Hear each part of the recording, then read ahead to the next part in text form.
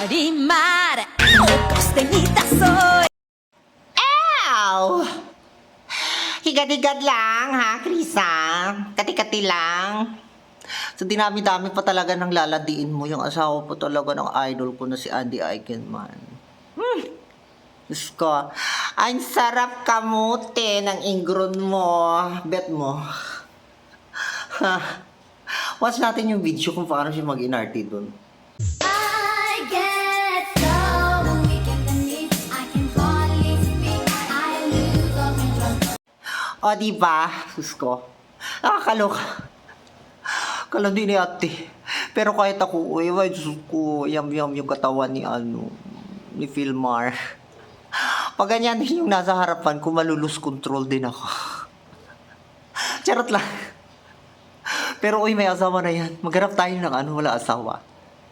Baka pa sa bunutan ka dyan, bakla ka.